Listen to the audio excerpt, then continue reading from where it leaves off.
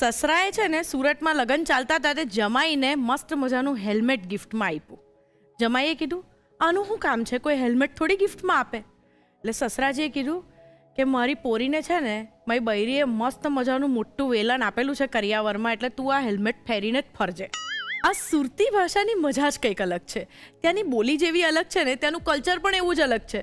અને એકબીજાની સાથે આમ છૂટથી વાત કરે, ખુલ્લેથી હસી પડે, અને ત્યાર પછી એકબીજાની સાથે આલુપૂરીને ખાવસા ખાવા પણ બધા ઉપડી જાય.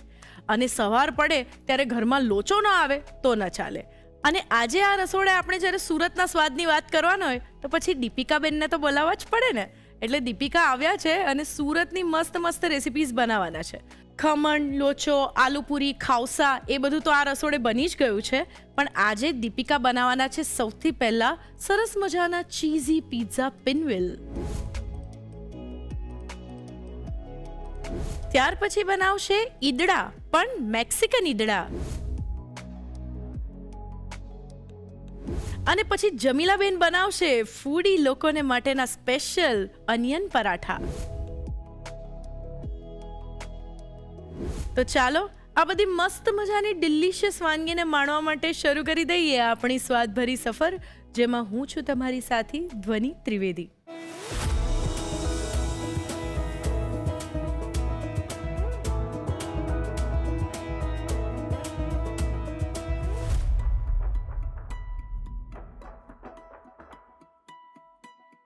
દીપિકા, સુરતની વેરાયટી આજે બનવાની છે આપણા રસોડામાં. અને સુરતની વાત આવે એટલે તમારી યાદ તો ચોક્કસ જ આવે ને તારી પણ. તો સુરતની રેસિપી સરસ સરસ હોય એટલે એક ચટાકો એની અંદર ખરેખર તીખાશ હોય છે. જેમ આપણે ગુજરાતી સ્વાદ જે કહેવાય છે ખટમીઠો સ્વાદ કહેવાય છે, પણ તમે સુરતના શાક કે સુરતનું સ્ટ્રીટ ફૂડ જુઓ તો એની અંદર શુગર કે મીઠો સ્વાદ લગભગ નહીવત હોય છે. અમુક રેસિપીઝમાં હોય, બાકી નહીં. હા, બાકી નથી હોતો. તો એ રેસિપીઝ ખાવાની ખરેખર મજા પડે છે. અને આજે જે મેં બે રેસિપીઝના નામ સાંભળ્યા કે જેમાં આપણે સૌથી પહેલા બનાવવાના છે ચીઝી પિઝા પિનવિલ. યસ. ઓકે, એ ચીઝી પિઝા પિનવિલ જે રેસિપી છે કઈ રીતે સ્પેશિયલ છે? એટલે એકચ્યુઅલી સ્પેશિયલ એટલે છે કે જનરલી આપણે પિઝા હોય તો રાઉન્ડ હોય એના ટ્રાયંગલ પીસીસ થાય ને પછી આપણે એને ખાતા હોઈએ છીએ. પણ આ જે રેસિપી છે તો એમાં કહેવાય ને કે કુકિંગ તો છે જ નહીં. Okay, yes. આપણે ખાલી જસ્ટ બધી વસ્તુને મિક્સ કરવાની છે અને એનો જે શેપ છે એને જે બનાવવાની મેથડ છે તે આખી જ અલગ છે. વાવ. યસ. અને દેખાવે પણ એટલા ક્યુટ લાગશે અને બહુ જ સરસ લાગશે. એટલે બહુ જ ઇઝી છે ને એકદમ તરત જ બની જશે. વાવ. ચીઝી પિઝા પિનવિલ નામ સાંભળીએ એટલે જ આપણને એમ થઈ જાય ને કે આ રેસિપી કેટલી ઇન્ટરેસ્ટિંગ હશે. તો ચાલો રેસિપી શરૂ કરવા માટે શરૂ કરી દઈએ ધ રસોઈ show, powered by Tirupati edible oils અને સ્પેશિયલ પાર્ટનર યેરા ગ્લાસવેર. તો આ સરસ મજાના ચીઝી પિઝા પિનવિલ બનાવવાની શરૂઆત ક્યાંથી કરીશું? તો એના માટે સૌથી પહેલાં આપણે એક સ્ટફિંગ બનાવવાનું છે, તે બનાવી લઈએ. અને સૌથી પહેલાં આપણે ચોપરની અંદર આવી રીતે ડુંગળી લઈ લઈએ. એક નાની ડુંગળી મેં લીધી છે. કેપ્સિકમ લઈએ છે સરખી જ માત્રામાં. બાફેલા મકાઈના દાણા લઈએ છે. 1 ચમચી કોથમીર લઈએ છે. તમે આની જગ્યા પર બેઝિલ પણ લઈ શકો. આજે આપણે સ્ટફિંગ બનાવીએ છીએ એની અંદર તમે ઓલિવ્સ પણ લઈ શકો, એલેપેનોસ લઈ શકો, અને 3 કલરના કેપ્સિકમ પણ તમારે લેવા હોય તો એ પણ લઈ શકો. એટલે તમે તમારી રીતે થોડું વેરિએશન કરી શકો. તમને જે પિઝામાં જેટલા પણ ઇન્ગ્રીડિયન્ટ ભાવતા હોય તે તમે બધા જ આની અંદર એડ કરી શકો. અત્યારે આપણે એવા ઇન્ગ્રીડિયન્ટ્સ લઈએ છીએ એટલે એટલા શાકભાજી લઈએ છીએ કે જે એકદમ નોર્મલ જનરલી આપણા ઘરે હોય જ. અને હવે આપણે એને રફલી ચોપ કરી દઈએ. આવી રીતે રફલી એને ચોપ કરી લેવાનું છે. બરાબર. વેજીટેબલ્સને આપણે એક બાઉલમાં લઈ લઈએ. બરાબર. સરસ મિશ્રણ તૈયાર થઈ ગયું છે. હા, હવે આપણે એની અંદર પનીર એડ કરીએ છીએ, લગભગ 5 થી અડધો કપ જેટલું. એને આવી રીતે ઝીણું ઝીણું કટ કરી લીધું છે. ચીઝ ગ્રેટ કરી લઈએ, લગભગ 5 કપ જેટલી. ચીઝ તો આમ પણ જો બાળકો માટે ખાસ બનાવતા હોય તો એ લોકોને એટલી બધી ભાવે છે કે થોડી વધારે પણ નાખી હોય તો પિઝામાં તો ઓલવેઝ મજા પડે છે. યસ. હવે સ્વાદ પ્રમાણે અંદર મીઠું એડ કરીશું. 1 ચમચી ચીલી ફ્લેક્સ, 1 ચમચી ઓરેગેનો. બરાબર. 1 ચમચી મરીનો ભૂકો લઈએ છે. આ જે વેજીટેબલનું આખું જે સ્ટફિંગ છે ને થોડું આપણે બાઇન્ડિંગ આપવાનું છે કે જેને લીધે સરસ રીતે આપણે જ્યારે એને એપ્લાય કરીએ તો એ સારી રીતે રહે. તો અત્યારે મેં અહીંયા 2 સોસીસ લીધા છે. એમાં એક છે પિઝા સોસ અને બીજો છે તંદૂરી મેયોનીઝ. ઓકે. હા, તો એ બંનેને આપણે એક એક ચમચી એડ કરીશું. પિઝા સોસ લઈએ છીએ 1 ચમચી અને 1 ચમચી તંદૂરી મેયોનીઝ. બરાબર. આ બધી વસ્તુને એકદમ સરસ રીતે મિક્સ કરી લઈએ. ખરેખર એકદમ ફ્લેવરફુલ સ્ટફિંગ તમે તૈયાર હા. કર્યું છે આ. દીપિકા, તમે જે આ ચીઝી પિઝા પિનવેલ બનાવો છો, Yes. એ સુરતમાં આમ પર્ટિક્યુલરલી કોઈ એરિયામાં ખાસ મળે છે? હા, એકચ્યુઅલી ઘણા બધા લોકો જે સુરતથી છે તો એ લોકોને ખબર હશે કે ઉધનામાં એક આખું આવી રીતે ફૂડ કહેવાય ને કે હા, food બજાર જેવું ફૂડ types. બજાર જેવું એક છે. જગ્યા છે પર્ટિક્યુલર. તો ત્યાં સાંજ પછી છે ને તે બધા અલગ અલગ આવી રીતે સ્ટોલ્સ હોય. ત્યાં ઘણા બધા લોકો આવી રીતે સેન્ડવિચીસ મળતી હોય ને એવું ઘણું બધું વસ્તુઓ ત્યાં મળે છે. મળે છે. પાવભાજી છે, એવું ઘણી બધી વસ્તુઓ મળે છે. તો પર્ટિક્યુલર ત્યાં સૌથી પહેલા અલગ અલગ ઘણી બધા પ્રકારની સેન્ડવિચીસ મળવાની શરૂઆત થઈ અને એમાંથી ઘણી બધી તમે અહીંયા રસોડે બતાવી પણ છે. હા, એ જ રસોઈશાળા આપણે રસોડે આપણે બતાવી છે અને છે ને બધાના નામ કંઈક અલગ હોય. હા, જેમ કે હેરાફેરી સેન્ડવિચ હોય, રીમઝીમ રીમઝીમ સેન્ડવિચ હોય. તો એના નામ એટલા બધા યુનિક હોય ને કે આપણે સાંભળીને એમ થાય કે લાવ એક વખત ટ્રાય કરીએ. હા. પણ તમે જો જોવો ને તો એ બધાના ઇન્ગ્રેડિયન્ટ લગભગ સેમ જ હોય. હા, ખાલી એની બનાવવાની જે રીત હોય, બ્રેડ હોય, એના તે અલગ અલગ યુઝ થયા હોય. બરાબર. તો પર્ટિક્યુલર આ પણ છે ને તે ઘણી બધી જગ્યાએ એ લોકો ઘણી વખત એવું કહેતા હોય કે રોલ્સ છે, પિઝા રોલ્સ કહેતા હોય, અથવા તો બેક પિઝા કરીને કહેતા હોય, પિઝા પિનવિલ્સ કહેતા હોય. તો અલગ અલગ નામ હોય પણ વસ્તુ એક જ હોય. ઓકે. હા, એટલે આ જ્યારે બનશે ને તો બહુ જ સરસ એનો લુક આવશે અને આખી અલગ જ વસ્તુ તમને લાગશે. બરાબર. તો જો મેં જેમ કીધું એ પ્રમાણે કે આપણે સ્ટફિંગ એવું બનાવવાનું છે કે આપણે સરસ રીતે એને એપ્લાય કરી શકીએ. એટલે આવી રીતે આપણે થોડું સ્ટીકી અને બધું બાઇન્ડ થઈ જાય એવું આપણે સ્ટફિંગ તૈયાર કરવાનું છે. બરાબર. તો આ પિઝા પિનવિલ્સનું જે સ્ટફિંગ છે તે તૈયાર છે. હવે આપણે એમાંથી પિનવિલ્સ બનાવી લઈએ. હવે મેં જેમ કીધું એ પ્રમાણે કે ઇન્ગ્રીડિયન્ટ્સ બધા સેમ છે પિઝાના, પણ જે પિઝાનો જે બેઝ હોય એ આપણે યુઝ કરવાના નથી. Okay. એની જગ્યા પર આપણે આ જે સ્લાઇસ બ્રેડ હોય એનો ઉપયોગ કરવાના છે. ઓકે. યસ. હવે સૌથી પહેલાં એની જે ધાર છે તે આપણે કટ કરી લઈએ. બરાબર. હવે આ જે બ્રેડની સ્લાઇસ છે એને આપણે વણી લઈએ. એકદમ આપણે એને પતલું કરી લેવાનું છે. એવી જ રીતે આપણે આ જે બધી સ્લાઇસીસ છે એને આપણે વણી લઈશું. તો આવી જ રીતે મેં બધી જે બ્રેડની સ્લાઇસ છે એને મેં આવી રીતે વણી લીધી છે. આ એક જે સ્લાઇસ છે એની પર આપણે આવી રીતે બીજી સ્લાઇસને સ્ટિક કરવાની છે. એટલે ઇન શોર્ટ આપણે આવી રીતે આખું એનો બેડ જેવું રેડી કરવાનું છે બ્રેડનો. ઓકે. એટલે એક પછી એક આપણે આવી રીતે એને સ્ટિક કરી લઈએ. બરાબર.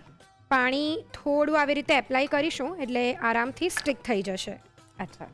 દીપિકા, જો તમને યાદ હોય તો આપણા સુરતમાં પણ ને આ સિવાય મુંબઈમાં હા. પણ એક એવી લાંબી બ્રેડના પટ્ટાની સેન્ડવિચ મળવાની શરૂઆત થઈ હતી. યસ કે જેમાં યસ. લાંબી બ્રેડ આમ બેક કરી હોય અને પછી એની ઉપર સેન્ડવિચનું બધું પૂરણ ને આ તે મૂકીને કરતા સરસ હોય છે. sandwich યસ થતી યસ. હતી. તો અત્યારે આપણે 3 બ્રેડ આ રીતે જોડી રહ્યા છે, પણ એવી જો લાંબી સ્લાઇસ આપણને મળે તો એક જ બ્રેડને આમ થોડી ફ્લેટ કરીને એક કરી સ્લાઇસ શકીએ, પણ એ પછી કેવું થાય કે દરેક જગ્યાએ તમને નહીં મળે. હા. આ એક એટલો ઈઝી રસ્તો છે કે કદાચ તમારી બ્રેડની સ્લાઇસ નાની હોય ને તો તમે 4 લઈ શકો. 4 એક લઈ શકો. અત્યારે મારી પાસે થોડી મોટી સ્લાઇસ છે તો હું 3 લઉં છું. તો એવી રીતે તમે આ એકદમ આરામથી મળે તો તમે કરી શકો. બરાબર છે. તો આવી રીતે મેં 2 બ્રેડને આવી રીતે સ્ટિક કરી લીધા છે. બરાબર. એવી જ રીતે અહીંયા પણ હું સ્ટિક કરી દઈશ. તો આવી રીતે મેં આખા 3 સ્લાઇસને આવી રીતે સ્ટિક કરી દીધી છે. હવે આવી રીતે 3 બ્રેડની જે સ્લાઇસ છે એ સ્ટિક થઈ જાય ત્યાર પછી એને ફોઇલ પેપર પર લઈ લેવાનું છે. એટલે હું અત્યારે આ જે બ્રેડની 3 સ્લાઇસ છે એને હું આની પર ટ્રાન્સફર કરી દઉં છું. આનું રીઝન જેમ જેમ એ બનશે એટલે તમને ખબર પડશે. તમને અત્યારે એવું લાગશે કે આટલી બધી મહેનત કેમ, પણ એ જ્યારે એકચ્યુઅલમાં બનશે ને ત્યાર પછી તમને એવું થશે કે ના, આ તો બહુ જ ઇઝી છે અને બનાવી શકાય. બરાબર. આ બંને સોસ હું લઈશ, પિઝા સોસ, ત્યાર પછી તંદૂરી મેયોનીઝ, અને એ બંનેને પણ આપણે આ બ્રેડ પર મિક્સ કરીને એપ્લાય કરી દઈશું. જી. હવે આપણે આ જે પૂરણ તૈયાર કરેલું છે જે પિઝાવાળું એ લઈ લઈશું અને એકદમ બધી જ બાજુ આવી રીતે એકદમ હળવા હાથે ફેલાવી લેવાનું છે. અચ્છા. જો આ જે આખું જે સ્ટફિંગ છે કશી પણ જગ્યાએ કશું રહેવું નહીં જોઈએ, થોડુંક પણ પરફેક્ટ આવી રીતે એને ભરી દેવાનું છે. સરસ ફિલિંગ લેયર થવું જોઈએ. યસ. તો જો આ આખું આવી રીતે એકદમ સરસ બધું જ થઈ ગયું છે. 3 બ્રેડ પર આપણે બધું એપ્લાય કરી દીધું છે, સોસ લગાવી દીધો છે. હવે એને આપણે રોલ કરવાનું છે, મીન્સ કે પિનવિલ્સ બનાવવાના છે. એટલે bread stuffing, bread stuffing, bread stuffing, એવી રીતે આખું એ રોલ થશે. તો એકદમ હલકા હાથે આવી રીતે એને રોલ કરતા જવાનું છે. બરાબર. ઉચકતા જવાનું છે અને ટાઈટલી આવી રીતે મૂકતા જવાનું છે. હવે ખબર પડી કે આપણે ફોઇલ પેપર કેમ અત્યારે લીધું છે. જો અહીંયા જ્યાંથી આપણે બીજી બ્રેડની સ્લાઇસ સ્ટિક કરી છે, પણ એ સોસ ને સ્ટફિંગ છે એટલે એકદમ સરસ રીતે એનું લેયરિંગ થઈ જશે. જોઈન્ટ થઈ ગઈ. યસ. સી હવે આખો આ રોલ જે છે તે રેડી થઈ ગયો છે. હવે મેઇન આપણે આને વચ્ચે આવી રીતે સેન્ટરમાં લઈ લેવાનું છે. ટાઇટલી એને રેપ કરી દેવાનું. રેપ કરી લેવાનું છે અને સાઇડ્સને આવી રીતે સીલ કરી દેવાના છે. ઇન શોર્ટ ચોકલેટ જેવું આપણે રેડી કરી દીધું છે. ઓકે, હવે બધી જ વસ્તુ અંદર પરફેક્ટલી રોલ થઈને બધું રેડી થઈ ગયું છે. હવે એને ઓપન નથી કરવાનું. અત્યારે આને તમે ગમે તે રીતે કટ કરો કે કશું પણ કરો તો ફોઇલ પેપરની સાથે છે એટલે એકદમ સરસ રીતે કટ થઈ જશે. તો એને પહેલા વચ્ચેથી એક કટ કરી દઈએ. Just look at that. Wow, એકદમ સરસ બધા લેયર્સ દેખાય છે. વેજીટેબલ છે, બ્રેડ છે, એકદમ સરસ આખા પિનવેલ્સ રેડી થઈ ગયા છે. એવી જ રીતે અહીંયા સાઈડ પરથી પણ એક કટ આપણે કરી દઈશું. જોઈ શકાય છે કે ફોઇલ પેપરને લીધે એકદમ ઇઝીલી તમે એને કટ કરી શકશો. Not an issue. See, yes, બધા જ લેયર્સ બહુ ફાઇન થશે રેડી. જ્યારે તમે એને પ્લેસ કરશો બેકિંગ ટ્રે પર ત્યારે આપણે થોડું એને શેપ કરી દઈશું. બરાબર. તો આપણા જે આ બધા રોલ્સ છે આવી રીતે રેડી થઈ ગયા છે. મેં ઓવનને ઓલરેડી પ્રીહીટ કરવા મૂકી દીધું છે 180 ડિગ્રીઝ પર લગભગ 5 મિનિટ માટે. અને અત્યારે આપણે આ જે પિનવેલ્સ રેડી કર્યા છે એ આપણે એની પર લઈ લઈએ બેકિંગ પેપર પર. બરાબર. જો એકદમ ઇઝીલી આ જે ફોઇલ છે એ નીકળી જશે.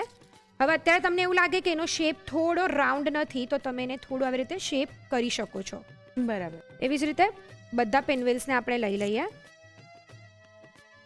હવે આ જે સાઈડના હોય તો તેનો જે સાઈડ વાળો ભાગ હોય એને નીચે જવા દેવાનો આવી રીતે, એટલે ઉપરથી એકદમ એ પરફેક્ટ રહે. બરાબર. ઉપર થોડી ચીઝ લઈ લઈએ, એકદમ થોડી. ઓકે. તમે ઈચ્છો તો મોઝરેલા ચીઝ પણ લઈ શકો. અત્યારે આપણે જે પ્રોસેસ ચીઝ હોય તે જ લઈએ છે. બરાબર. ઉપર થોડો ઓરેગેનો ઓકે. અને ચીલી ફ્લેક્સ. બરાબર. તો આ જે પિઝા પિનવેલ્સ છે એ આપણા રેડી થઈ ગયા છે. હવે આપણે એને બેક કરીશું 180 ડિગ્રીઝ પર લગભગ 5 થી 8 મિનિટ માટે. ઓકે.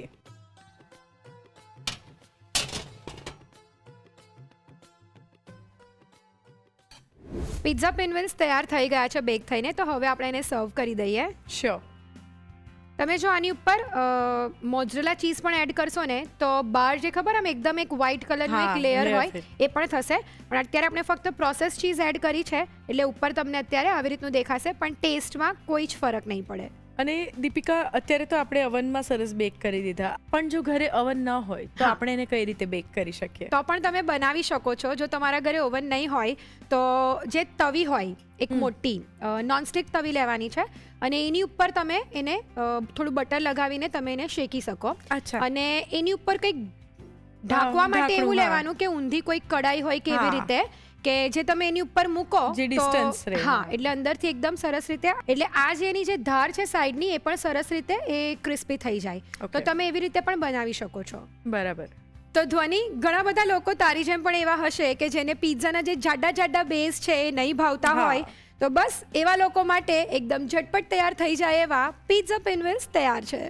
પરફેક્ટ.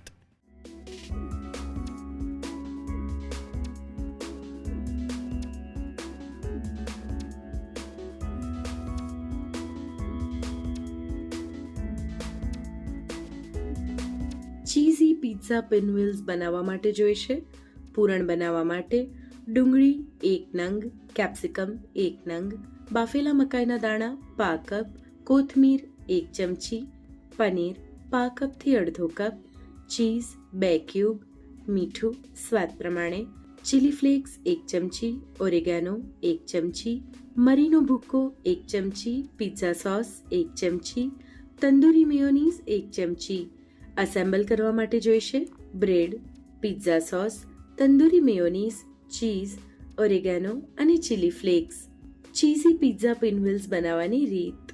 સૌપ્રથમ પૂરણ બનાવવા માટે ચોપરમાં ડુંગળી, કેપ્સિકમ, બાફેલા મકાઈના દાણા અને કોથમીર લઈ તેને ચોપ કરી બાઉલમાં લઈ તેમાં પનીર, ચીઝ, મીઠું, ચીલી ફ્લેક્સ, ઓરેગાનો, મરીનો ભૂકો, પિઝા સોસ, અને તંદૂરી મેયોનીઝ ઉમેરી બરાબર મિક્સ કરી પૂરણ તૈયાર કરી લો.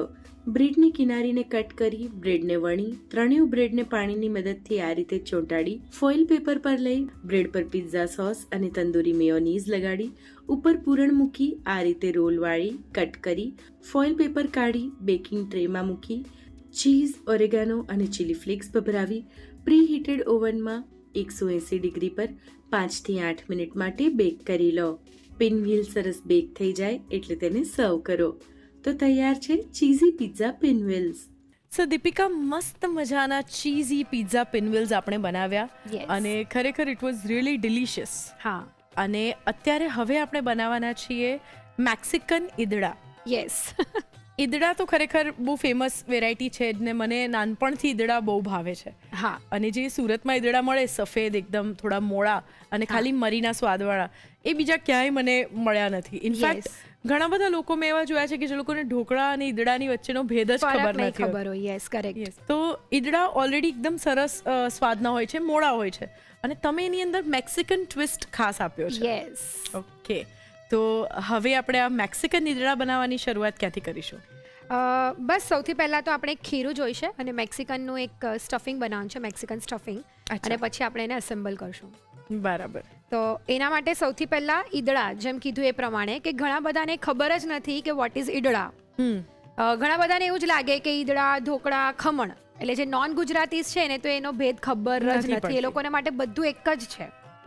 પરંતુ ઈદડા એટલે સફેદ કલરનું એનું ખીરું બને અને એને બનાવવાની જે મેથડ હોય, જેમ આપણે બધી વસ્તુ જેમ આંઠીએ એવી જ રીતે એને પણ બનાવવાનું છે. 3 વાડકી ચોખા, 1 વાડકી અડદની દાળ, હા, આ એનું માપ છે. યસ. એટલે તમે કોઈ પણ વાડકીનું માપ લો તો એ 3 વાડકી તમારે ચોખા લેવાના છે અને 1 વાડકી તમારે અડદની દાળ લેવાની છે. સરસ રીતે એને ધોઈ નાખવાનું છે અને એને પછી પલાળી રાખવાનું છે. રાઈટ? એટલે તમે કદાચ રાત્રે જો આ પ્રોસેસ કરો એટલે આખી રાત એને રવા દેવાનું, બીજા દિવસે સવારે તમારે એને વાટી લેવાનું છે. બરાબર.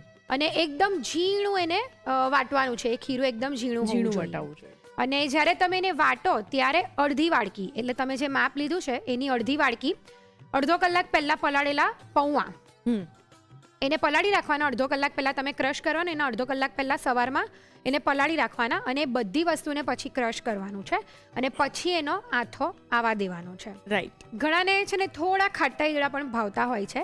તો જો તમને થોડા ખાટા ઈદડા ખાવા હોય તો તમે 2 ચમચી જેટલું દહીં એની અંદર એડ કરી શકો છો જ્યારે તમે વાટીને એને આથો આવવા માટે આથો મૂકો ત્યારે. એટલે મિક્સ કરીને પછી એને ઢાંકીને થોડી ગરમ જગ્યા હોય ત્યાં એને રાખવાનું છે. લગભગ 6 થી 8 કલાકમાં એનું સરસ મજાનું ખીરું તૈયાર થઈ જશે. ઓકે. અને એટલે આ જે ખીરું છે તે આવી રીતે મેં પલાળીને દાળ અને ચોખાને ક્રશ કરીને પછી એને રેડી કરેલું છે, પૌવાની સાથે એને ક્રશ કરીને. હવે આપણે એની અંદર મીઠું એડ કરી દઈએ. વાટતી વખતે એની અંદર કશું જ એડ નથી કરવાનું, ખાલી તમારે વટાઈ ગયા પછી દહીં એડ કરી શકો. હવે અત્યારે આપણે સ્વાદ પ્રમાણે મીઠું એડ કરીએ છીએ અને તીખાસ માટે અડધી ચમચી આદુ અને મરચાંની પેસ્ટ એડ કરીએ છીએ. યસ. મિક્સ કરી લઈએ. આવી રીતે ખીરું થોડું ઘાટું જ રાખવાનું છે, બહુ વધારે પાણી લઈને એને નથી ક્રશ કરવાનું. અને જ્યારે પણ આવી રીતે તમે ખીરું ક્રશ કરો ને તો એક વસ્તુનું ધ્યાન એ પણ રાખવાનું કે સૌથી પહેલાં બહુ વધારે પાણી એડ નહીં કરી દેવાનું ક્રશ કરો બરાબર. ત્યારે. એ પહેલાં સરસ થોડું ક્રશ થઈ જાય ત્યાર પછી થોડું થોડું પાણી એડ કરીને કરશો ને તો એકદમ સ્મૂધ એ પીસાશે. અધરવાઇઝ પછી એકદમ નાના ઝીણા રહી ઝીણા જાય છે. દાળ કે ચોખાના પાર્ટિકલ્સ રહી જતા હોય છે. તો આવી રીતે આ જે ખીરું છે તે તૈયાર થઈ ગયું છે. મેં આ જે સ્ટીમર છે એને પણ આવી રીતે ગરમ કરવા માટે અંદર પાણી એડ કરીને મૂકી દીધું છે. હવે લગભગ અડધી ચમચી જેટલો ફ્રૂટ સોલ્ટ લઈએ છીએ. ઘણી વખત શું થાય કે ઠંડી હોય ને, એટલે થોડું વાતાવરણ ઠંડુ હોય તો કોઈક વખત આથો એટલો સારો નથી આવતો, તો તમે થોડો ફ્રૂટ સોલ્ટ એડ કરીને તમે બનાવી શકો. અધરવાઇઝ જો ગરમી હોય તો આથો એકદમ સરસ આવી જ જતો હોય છે. લગભગ એકદમ થોડું પાણી એડ કરીશું અને હવે એને મિક્સ કરી લઈએ. મિક્સ કરીને તરત જ હવે આપણે એને આ તેલથી ગ્રીસ કરેલી મારી પાસે ટ્રે છે સ્ટીમરની, એની અંદર લઈ લઈશું. બધી બાજુ એને સરસ રીતે ફેલાવી લઈએ. અત્યારે આપણે એની ઉપર મેક્સિકન ઈદડા બનાવીએ છીએ એટલે ઓરેગેનો અને ચીલી ફ્લેક્સ એડ કરી દઈશું. ઓકે. અને એવી જ રીતે ચીલી ફ્લેક્સ એડ કરી દઈએ. હવે આપણે એને સ્ટીમ કરવા મૂકી દઈએ. જ્યારે આપણે સરસ મજાના સ્ટાર્ટર્સ બનાવતા હોઈએ ને દીપિકા, હા. ત્યારે મેં એ બહુ જોયું છે કે સ્ટાર્ટરનું જે મિશ્રણ હોય છે એ પરફેક્ટલી નથી બનતું ને, તો સ્ટાર્ટર જ્યારે આપણે જે તળીને ખાસ હા. બનાવીએ છીએ, જેમ કે ફલાફલ છે અથવા તો કોઈ ખાસ ટિક્કી છે, બરાબર, તો એનું રિઝલ્ટ નથી મજા પડતી, એનું હા. જે ટેક્સચર છે એટલું સરસ નથી લાગતું કે આપણે આમ સર્વ કરી શકીએ. હા, અને ઘણી વખત તેલમાં છૂટી પણ જાય. હા, યસ. હા. તો સ્ટાર્ટર્સ માટેના મિશ્રણ, આવી રીતે ડ્રાય સ્ટાર્ટર્સના મિશ્રણને પરફેક્ટલી આપણે બનાવવા હોય તો એના માટે શું શું ધ્યાન રાખવું જોઈએ? અત્યારે તો આપણે આ સ્ટીમ કરીને સ્ટાર્ટર બનાવીએ છીએ એટલે એટલી તકલીફ નહીં પડે, પરંતુ જ્યારે આવી રીતે ફ્રાય કરીને બનાવતા હોઈએ ને તો એને એકદમ સરસ મિશ્રણ રહે એ માટેનો એક મેજિક મંત્ર છે ઓહ. જે આપણે પછીથી જોઈશું. શ્યોર, હવે આપણે ઈદડાને લગભગ 7 થી 8 મિનિટ માટે સ્ટીમ કરી લઈએ. શ્યોર.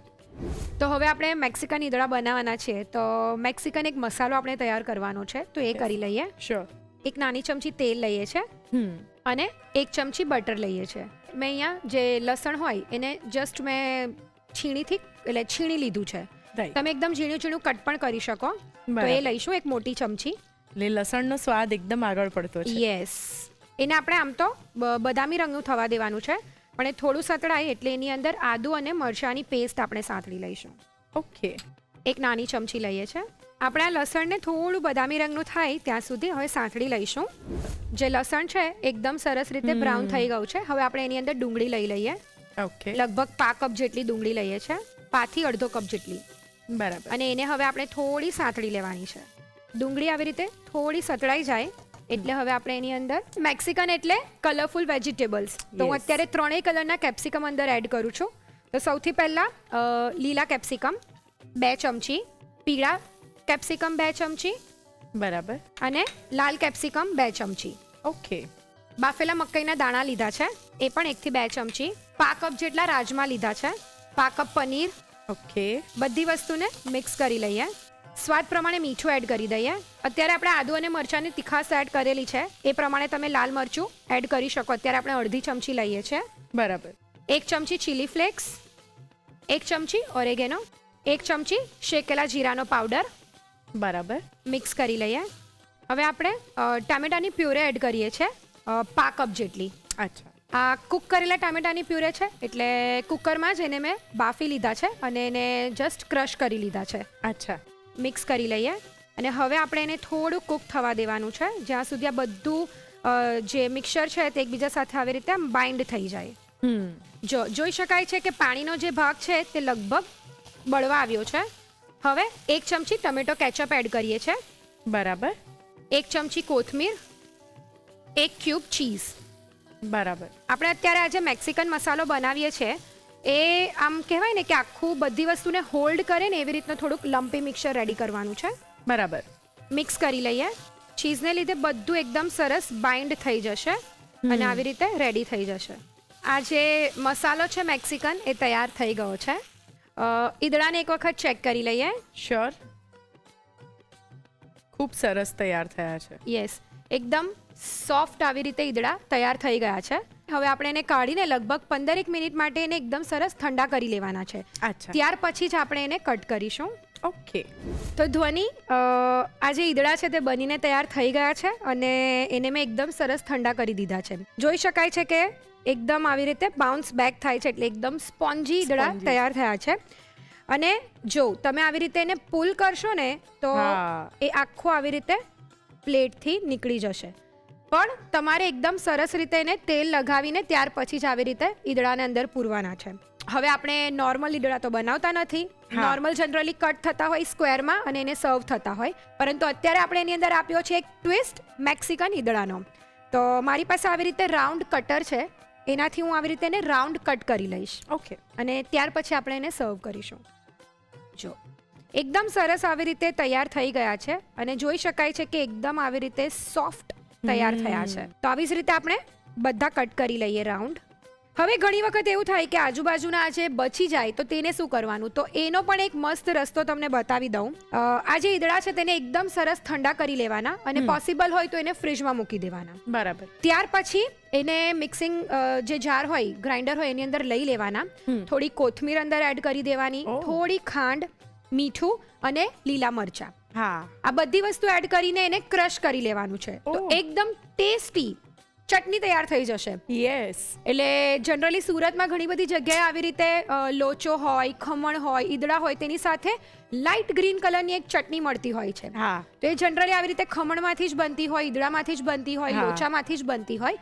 જે એકદમ ઠંડા થઈ ગયા હોય એને ક્રશ કરીને બેઝ એનો આ જ હોય. અને ત્યાર પછી કોથમીર છે, મરચા, તીખાસ માટે મીઠું અને ખાંડ, બસ. બરાબર અને છે. એને ક્રશ કરી લેવાનું છે. હવે આપણે આજે મેક્સિકન જે બનાવ્યો છે મસાલો એ લઈ લઈએ ઉપર. એટલે જ મેં કીધું હતું કે આ જે મિશ્રણ હોય ને તે આવી રીતે થોડું લમ્પી હોવું જોઈએ, તો જ એની ઉપર સરસ રીતે રહેશે. બરાબર છે. થોડું વધારે મિશ્રણ આપણે ઉપર લેવાનું છે અને સરસ રીતે એને એડજસ્ટ કરી લેવાનું છે. એટલે કદાચ 2 બાઇટમાં પણ જો આ ખવાય તો એ સરસ રીતે પૂરણ બંને બાજુ આવે. તો તૈયાર છે મેક્સિકન ઈદડા. હવે આપણે એને ફટાફટ સર્વ કરી દઈએ. ચોક્કસ. ખરેખર દીપિકા દેખાવમાં એકદમ ઇન્ટરેસ્ટિંગ છે. યસ. અને આમ જોઈએ તો બધા ઇન્ગ્રીડિયન્ટ્સ એટલા સિમ્પલ છે કે જે આપણે નોર્મલી કોઈક વાનગી બનાવતા હોઈએ ઘરમાં, ઈદડા કે એવું કંઈ બાફવા મૂક્યું હોય ને પ્લસ આ બધા કેપ્સિકમ ને બધું તો ઘરમાં નોર્મલી પણ હોય જ છે. યસ. અને એમાંથી એક નવી ડિશ તમે બનાવી દીધી છે અત્યારે. યસ. પણ સાચે ઈદડાની સાથે આનો ટેસ્ટ બહુ જ સરસ લાગે છે, એકબીજાને બહુ જ સરસ રીતે કોમ્પ્લિમેન્ટ કરે છે. તો તૈયાર છે એકદમ અલગ ફ્લેવરવાળા મેક્સિકન ઈદડા. પરફેક્ટ.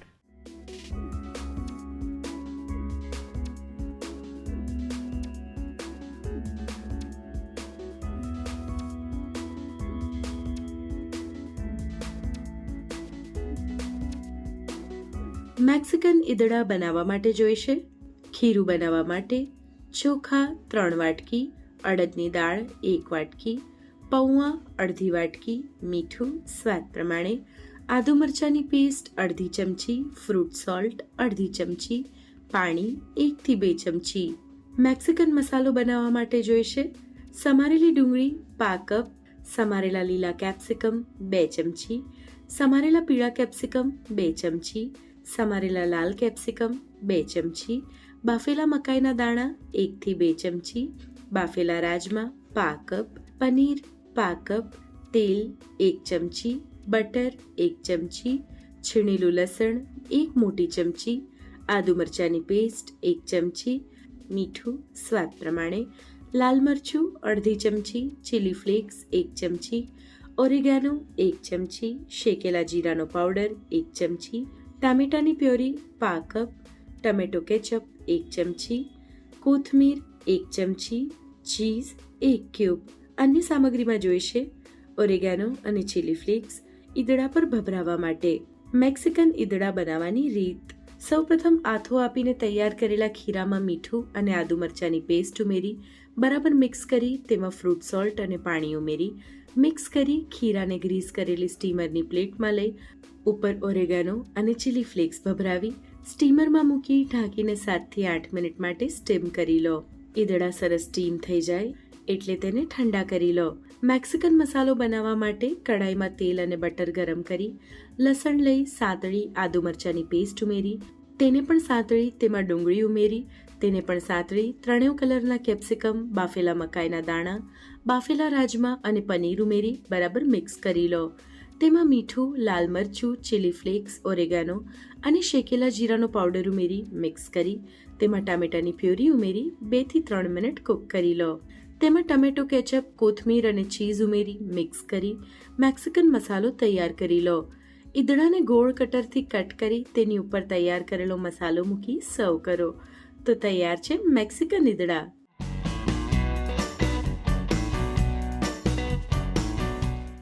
રસોઈ ટેલ્સમાં આજે આપણે વાત કરવાના છીએ કોકોનટની. કોકોનટ એટલે નારિયેળ. આપણે એને ચટણી બનાવવામાં ઉપયોગમાં લઈએ છીએ. આ સિવાય નારિયેળ આપણને બધાને નોર્મલી પણ ખૂબ ગમે છે. નારિયેળની અંદરનો પલ્પ હોય, એનું પાણી હોય, એનું તેલ હોય, દરેક વસ્તુ આપણે ઉપયોગમાં લઈએ છીએ. અને આ સિવાય નારિયેળનો શ્રીફળ રૂપે પૂજાપાઠમાં એટલે કે કોઈ પણ ધાર્મિક કાર્યમાં પણ ઉપયોગ થાય છે. તો નારિયેળનું ખૂબ બધું મહત્ત્વ છે. એનું જે ઝાડ છે એને તો કલ્પવૃક્ષ કહેવાય છે, કારણ કે દરેક એના જે ભાગ છે એનો ઉપયોગ કંઈક ને કંઈક કામમાં થતો હોય છે. અને નારિયેળની અંદરની પ્રોપર્ટીઝની વાત કરીએ તો નારિયેળ માત્ર સ્વાદ અને એનું જે ટેક્સચર છે એના માટે જ નહીં, પણ એની હેલ્થ પ્રોપર્ટીઝ માટે પણ ખૂબ મહત્ત્વનું છે. નારિયેળ પાણીનું રેગ્યુલર સેવન કરો તો તમારું હૃદય મજબૂત બને છે.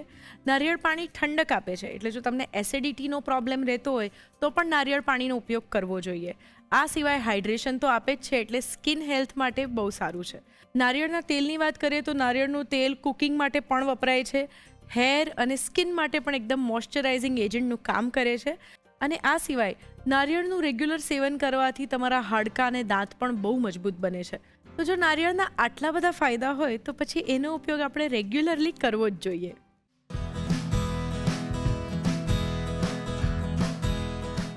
ચાલો, તો જમીલાબેન આવી ગયા છે અને હું એમની જોડે પહેલી વાર રસોઈ બનાવવાનો છું, એટલે એક બે પ્રશ્ન મારા મગજમાં ઉદ્ભવી રહ્યા છે, એ પૂછી લઉં. તો શરૂ કરીએ ધ રસોઈ show, powered by Tirupati edible oils અને સ્પેશિયલ પાર્ટનર હીરા ગ્લાસવેર.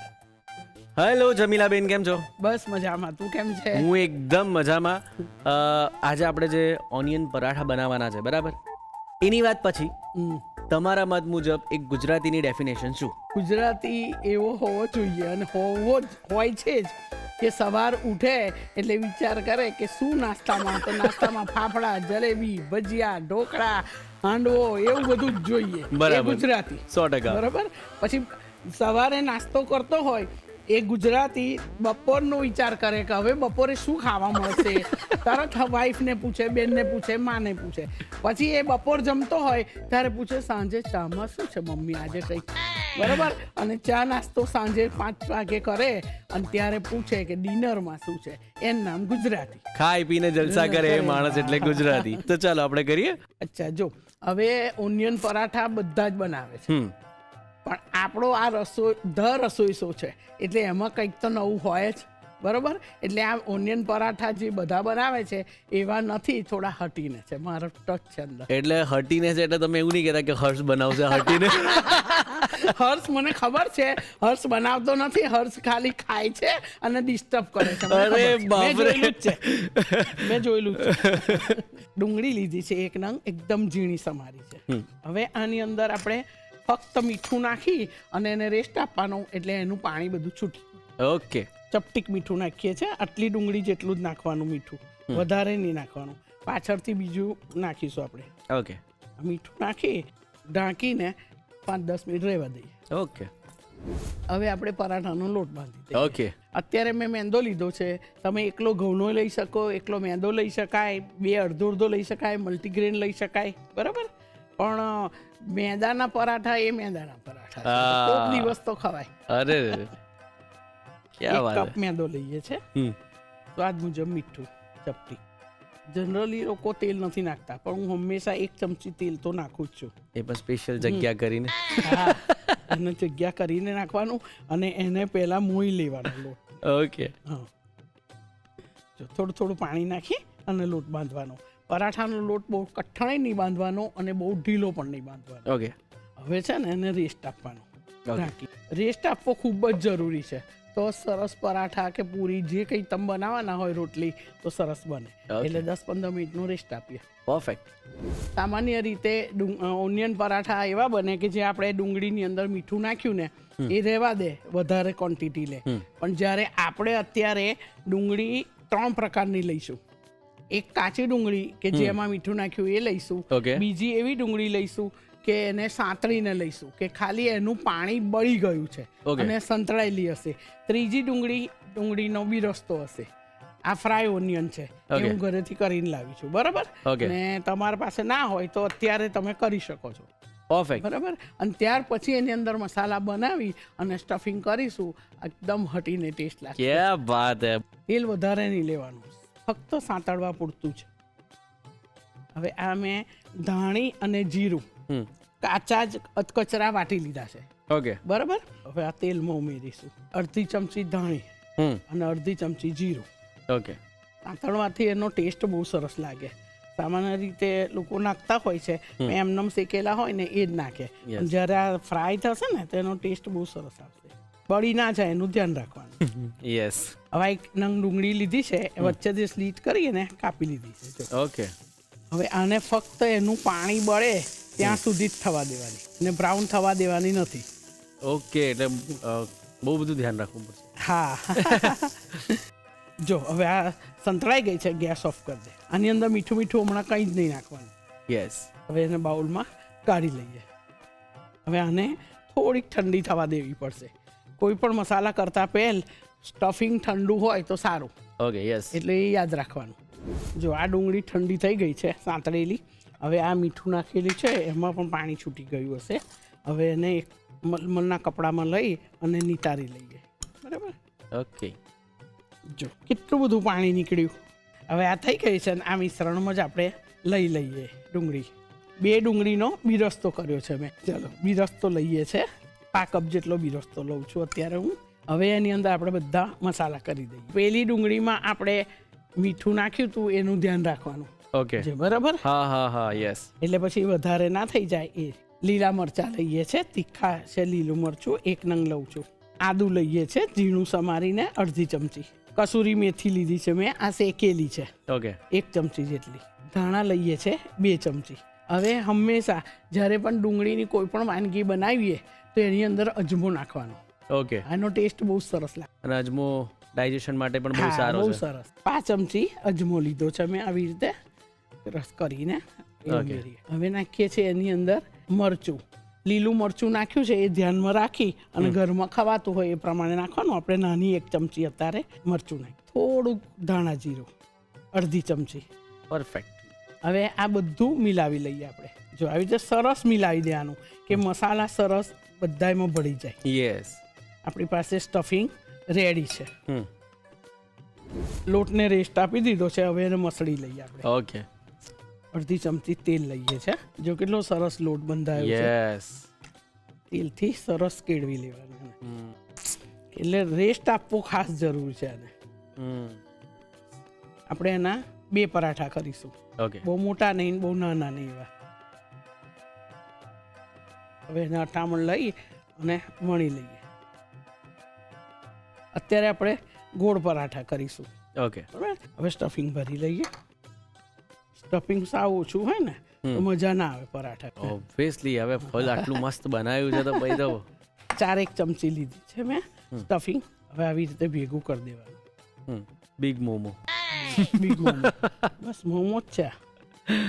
ઓકે. એટલે પાછું એને વણી લેવાનું હે ને. હા, હવે વણી લેવાનું. કટામણ લઈ અને વણી લઈએ. હળવા હાથે વણવાનું હંમેશા.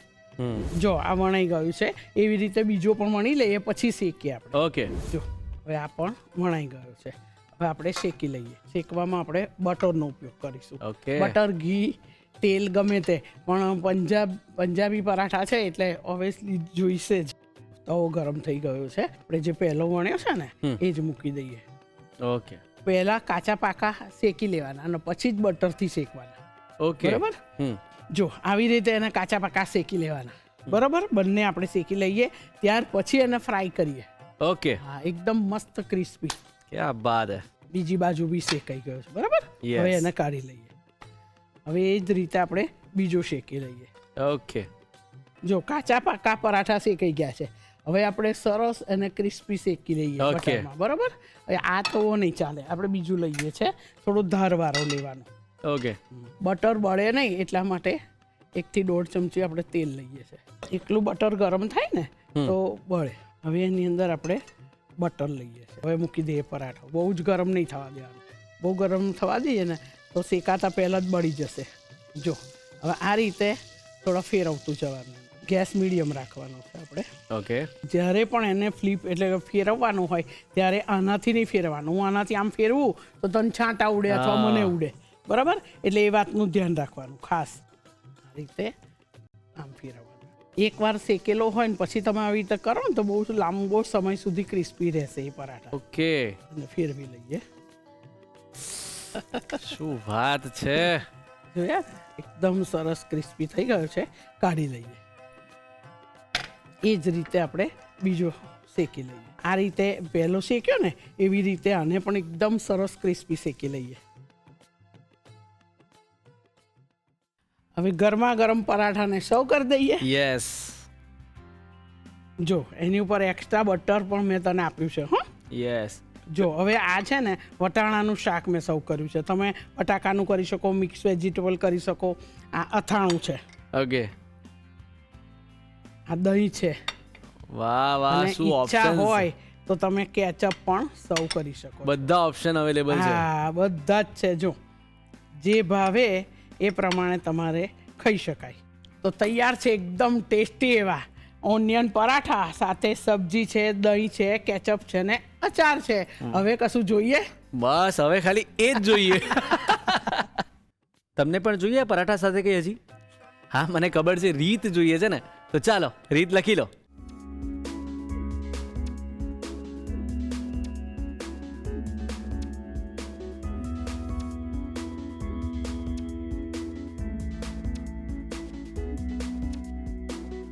અનિયન પરાઠા બનાવવા માટે જોઈશે પૂરણ બનાવવા માટે ડુંગળી 2 નંગ, મીઠું સ્વાદ પ્રમાણે, તેલ 1 ચમચી, અધકચરી વાટેલી સૂકી ધાણી અડધી ચમચી, અધકચરું વાટેલું જીરું અડધી ચમચી, બિરસ્તો પા કપ, સમારેલું લીલું મરચું 1 નંગ, સમારેલું આદું અડધી ચમચી, સમારેલી કસૂરી મેથી 1 ચમચી, કોથમીર 2 ચમચી, અજમો 5 ચમચી, લાલ મરચું 1 ચમચી, ધાણા જીરું અડધી ચમચી. કણક બાંધવા માટે જોઈશે મેંદો 1 કપ, મીઠું સ્વાદ પ્રમાણે, તેલ 1 ચમચી, પાણી જરૂર મુજબ. અન્ય સામગ્રીમાં જોઈશે તેલ અને બટર શેકવા માટે, સર્વ કરવા માટે જોઈશે દહીં, ટમેટો કેચઅપ, લસણની ચટણી અને વટાણાનું શાક. અનિયન પરાઠા બનાવવાની રીત. સૌપ્રથમ બાઉલમાં ડુંગળી અને મીઠું લઈ તેને મિક્સ કરી ઢાંકીને 10 મિનિટ માટે રહેવા દો. કણક બાંધવા માટે તાસમાં મેંદો, મીઠું અને તેલ લઈ મિક્સ કરી પાણીથી સરસ કણક બાંધી ઢાંકીને 10 થી 15 મિનિટનો રેસ્ટ આપી દો. પૂરણ બનાવવા માટે પેનમાં તેલ ગરમ કરી તેમાં અધકચરી વાટેલી સૂકી ધાણી, અધકચરું વાટેલું જીરું અને ડુંગળી ઉમેરી સાંતળી બાઉલમાં લઈ આ મિશ્રણને ઠંડુ કરી લો.